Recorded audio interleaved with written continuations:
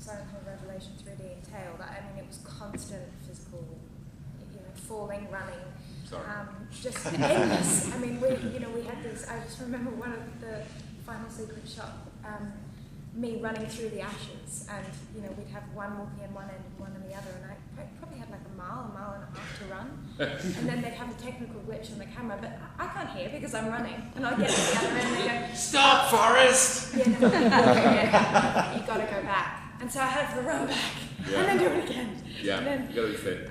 So, but that was also just, it was so exciting. I did warn you. I did say it's going to be tough. I enjoyed it. I loved every minute of it. As an actor, I mean, the psychological journey of Heather was just, there was so much there to sink my teeth into. So I was really satisfied on all levels. As an actress, how much of the video games did you play? To be honest, when I first came to the script, I read Michael's version of Silent Hill Revelation 3D, and then I have two younger brothers, and they kind of filled me in on the game and said, "You've got to go play that." And it's like it's pretty scary. Get ready, And I was okay.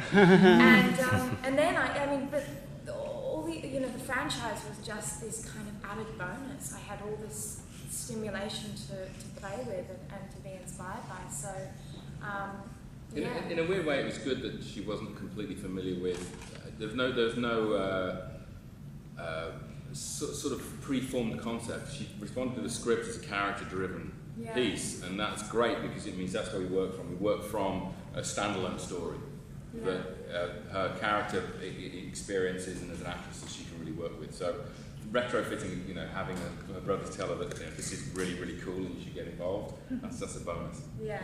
I think, as you said, like this film is also, Michael's version and Heather I played is 6 years on from the original Silent Hill. So I think it was really important that I did just kind of create that character and make her completely unique in her own right. As I said, I think the physicality of Heather in the game, that was what I really had to focus on. This question is for the producer, actually. So have you played the game and yourself, and how did you get involved in this type of production? Well, I'm not a gamer personally, but I have a collaborator, and I had a son that at home he was playing the game and he was very scared, and every time he was scared I was looking at him and say, "Why are you scared?" He said, "I cannot deal, I'm very scared, it's Silent Hill, you don't know what it is, but that's a good sign." And then I was producing a movie a long time ago called Brotherhood of the Wolf, and I was on the set.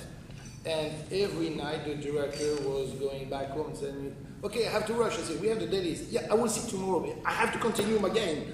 So I see him, and I understand why he was so frightened. So Roger Avery and Christophe Gans was in the office playing the game, writing the game, and writing the story. And I was immersed in this world, and then we had the idea to make the follow-up, the new opus, and then we was doing the movie together. And then I said, "You're a gamer, jump on the movie." And then we try to take what makes sense with the movie and find the bit that could frighten you the most. And you will find very scary.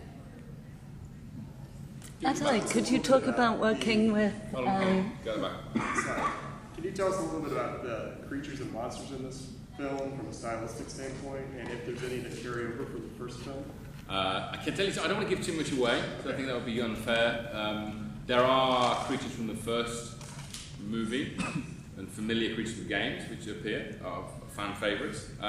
We've created some new stuff. Technically, I like people in costumes on the set. I like that. I like the real aesthetic. I like to see it and cover it in gel and KY and make it slime. I like that, the physical hands-on approach. We did some CG enhancement because you can do that these days, and you can rub out joint marks in the skin and stuff. But the intention was always to create a real world and to put the monsters as far as we could, as real as we could, in front of the actors. so they could respond to it. And the monsters in Silent Hill, from a psychological point of view, that's what the games try and do. They try and get in the mind of the character, and the monsters exist because they reflect some aspect of the character. Now with this, in my own mind, I have justification for why they all appear and what they represent to Heather and what they represent to the story. I guess the fans will have a different interpretation, but I can only do what I think works for me and works for that world. So you've got some. So to summarise, new monsters, old monsters, very cool monsters, very frightening monsters. Petrifying. Yeah.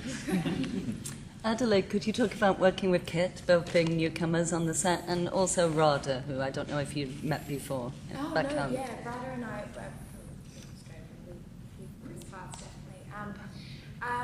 It was Kit is just, as an actor, he's just so humble and down to earth, and we had so much fun, and he's fantastic and very in the moment, and we really just got to collaborate and it was fantastic, really, really great. Rada was just lovely. She only made a small. Yeah, she's in the movie, but for a very key reason. Yes. As I said, I think as an actor, when people are down to earth and just arrive on set as they are, and we can all just have a good time, and there's a team kind of effort going on, then that's how I like to work. Do you and Kit do anything physically very difficult in the film? Yeah, you're all falling over and running. Yeah, we're always screaming, being bumped over by things and running around. And that was just a day instead of Silent Hill. It was pretty ordinary after that. Last question. Hey, hello. I just wanted to know if you are aware that sometimes video games adapted into movies are not very successful. However, I can't see them. I'm really aware of it. Yeah. Okay. However, the Silent Hill movie was very successful because it was one of the best adaptations of the industry. So the gamers are very excited about this sequel. So have this influenced you in your work? No, the thing with yes, the history of computer game to movie adaptations is pretty disastrously poor. I'm trying to think of some that's worked apart from the first Silent Hill. They've all got their moments, but there's nothing as a game. There's nothing that I've done. Wow, that really nailed it. I'm hoping that with this one, I came at it as just a piece of storytelling first. You immerse yourself. You go back and say, okay, we're going to do Silent Hill game number 3 is what we've got to work with. I've got to make a sequel to the first story as well, and I need to make something which works all by itself. And I think the notion of a movie that works all by itself is actually the single most important part of that, because it can't be about an adaptation of a computer game. It's got to be about a really rocking piece of storytelling, which does its job first and foremost. I absolutely don't alienate the fans. I'm a fan myself, but to try and make a video game adaptation work, it's got to not be a video game adaptation. It's just got to be a good movie that tells a great story. And I think that's possibly the mistake that other people are making. But it's hard to make any movie, let alone a good movie. So I think we're there. Thank you guys so much. We've got to get to our panel.